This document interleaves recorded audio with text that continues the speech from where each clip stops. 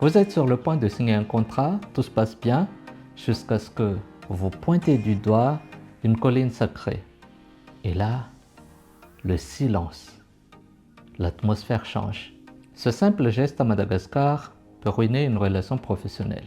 Parce qu'ici, il y a des fades, des tabous culturels profondément ancrés dans la société. Et si vous ne le connaissez pas, même sans vouloir, vous pouvez offenser, bloquer un projet ou perdre un partenariat. Aujourd'hui, je vais vous montrer 3 tabous réels qui peuvent impacter vos affaires à Madagascar. L'étiquette à respecter et surtout les conseils pratiques pour réussir vos interactions professionnelles dans le respect de la culture locale à Madagascar.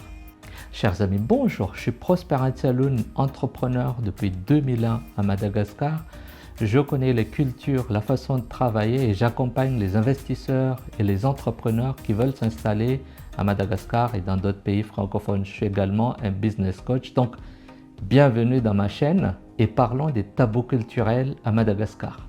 Le mot fade signifie interdit ou sacré. C'est un tabou culturel transmis de génération en génération. Chaque région, chaque famille et parfois même chaque colline a ses propres fades. Certains concernent la nourriture, d'autres les gestes, parfois les jours de la semaine ou même certaines couleurs. Et pour les Malgaches, le fade n'est pas seulement une superstition, c'est une question de respect envers les gens, nos ancêtres et nos cultures. Alors, quand vous faites du business ou des affaires à Madagascar, surtout quand on parle d'agribusiness, de mines ou des choses qu'on fait en dehors des villes, dans les villages, comprendre le fade, c'est montrer du respect envers les gens, pour leur communauté, pour leur culture, pour leurs valeurs. Dans beaucoup de régions à Madagascar, pointer du doigt une tombe ou un site sacré est considéré comme un manque de respect. Donc c'est quelque chose à éviter absolument. Si vous devez absolument désigner quelque chose, faites-le avec la main ouverte ou avec le poing fermé. Mais jamais pointer du doigt. Jamais. Je me rappelle encore, on a fait un repérage de terrain pour un site touristique dans le sud-ouest de Madagascar. Et là, un de nos invités, un des partenaires a pointé du doigt un tombeau qui était à côté. C'était pour demander si on peut l'enlever, le déplacer. Tout s'est calmé, devenu froid en un seul instant. Le chef du village a interrompu notre visite immédiatement. Donc bien évidemment, pour calmer les esprits, on est parti.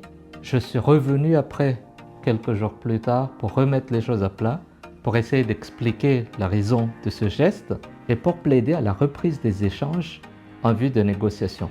Ça a fonctionné, mais ça nous a coûté beaucoup de temps et surtout un zébu. Donc depuis, quand on fait du briefing avec les clients, on dit toujours de ne pas montrer quelque chose, de toujours demander pendant les repérages, même avant de filmer. En Tananarive, dans la plupart des collines sacrées, il est interdit de consommer ou d'amener du porc, du cochon. Si vous organisez un déjeuner d'affaires ou un séminaire dans ces régions, il faut éviter le cochon, le porc. Il faut plutôt miser sur le zébu, ça passe toujours, peu importe l'endroit. Ça peut sembler anodin, mais c'est une question de respect et c'est hautement symbolique. Dans plusieurs endroits, il y a des embarcations à faire. Par exemple, si vous voulez aller à Nosibé, c'est une île, une embarcation à faire. Si vous voulez aller à Sainte-Marie sans prendre l'avion, il y a une embarcation. Au sud-ouest de Madagascar, si vous voulez aller à Belou-sur-Mer, c'est plus facile de passer par la mer que passer par la voie terrestre, etc.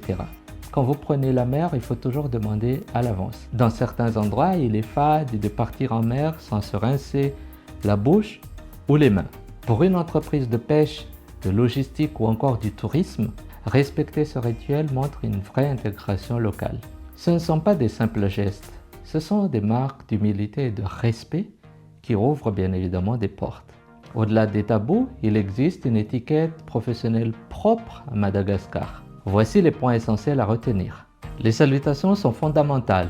Manaona, salama, enfin le bonjour accompagné d'une poignée de main ou d'un hochement de tête. Saluer les aînés et les dirigeants en premier est une marque de politesse essentielle. Le respect du temps est flexible. Ici, on parle souvent du mur à mur, doucement. Les retards sont fréquents et c'est habituel.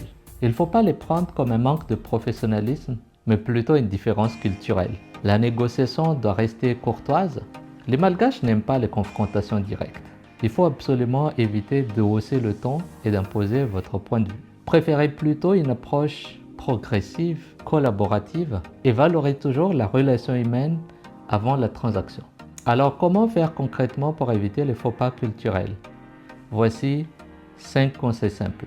Toujours demander avant d'agir. Avant une visite, un tournage, un repas d'affaires ou peu importe, demandez tout d'abord s'il y a des failles, s'il y a des choses à respecter. C'est aussi simple que ça. Deuxièmement, c'est d'observer avant de parler. Regardez comment les autres se comportent.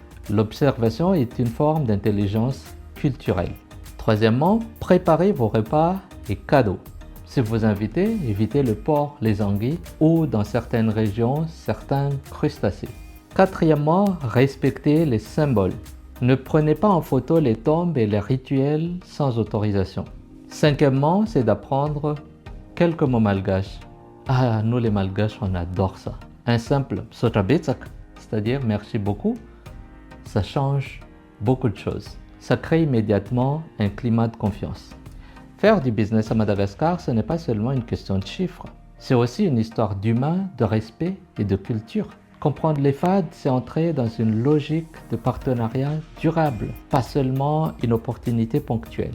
Si vous avez déjà vécu une situation liée à un tabou culturel à Madagascar, partagez-la en commentaire. Ça pourrait aider d'autres gens.